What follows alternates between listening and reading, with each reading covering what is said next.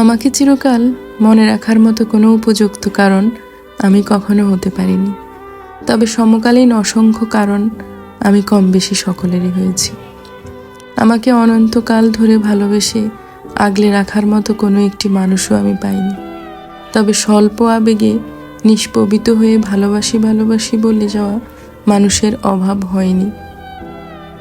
আমার এই ছোট্ট জীবনে অকারণে অপ্রয়োজনে খুঁজে নেয় এমন মানুষের সংখ্যা শূন্যর কোটায়, তবে সাময়িক সময় কাটানোর জন্য আমি অনেকেরই শূন্যস্থান পূরণ করে এসেছি দীর্ঘ সময় ধরে।